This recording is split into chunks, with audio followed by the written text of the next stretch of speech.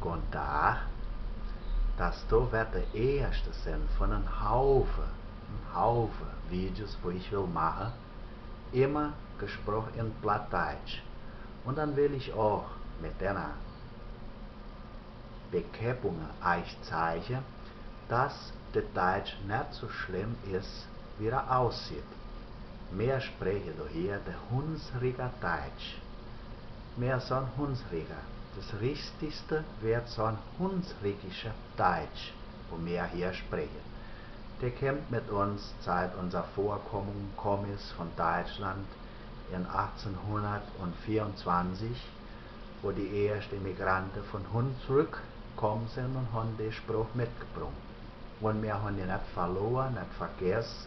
Das ist nur viel zurückgegangen während dem Zweiten Krieg, wo viele Leute bis in die KT gekommen sind, nur weil sie die Deutsch gesprochen haben. Das war aber andere Zeiten. Gott sei Dank, die meisten Leute haben in seinem Gehirn die Deutsch behalten und haben weitergeführt, die kennengelernt und so haben die Kinder, die sein andere kennengelernt und da sind wir dabei hinkommen, dass wir Kinder die Deutsch auch sprechen. Und ich bin einer, wo mich mächtig am bemühen sind, für die Deutsch behalten, dass wir die Deutsch nicht verlieren tun.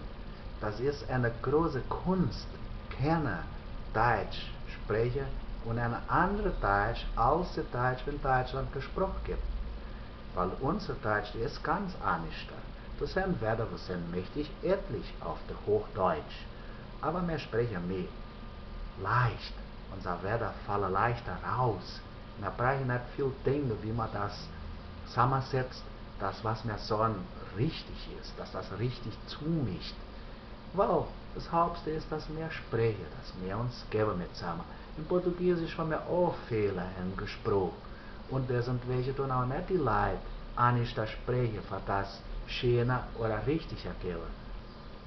Die Leute sprechen so, wie es Herz schickt. Und so machen wir es auch.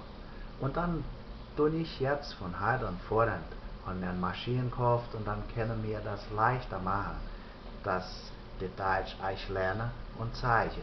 Ich will nur alle Plätze mit viel Leid sprechen.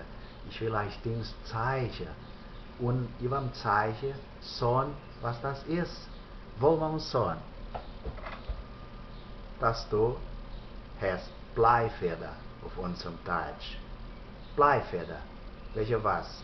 Das ist ein Feder, wo ein Bleikugelchen ganz unten hat, wo die Tinte rauskommt. Deswegen nennen wir das Bleifeder. So. Und so weiter. Heute zeige ich euch nur das. Wir haben auch einen Haufen Dings und mit der Zeit werden wir das alles lernen. Dankeschön, dass der nicht geguckt hat hier und mich gehört hat, hauptsächlich. Und wir werden das viel mehr machen, das wird noch viel schöner geben.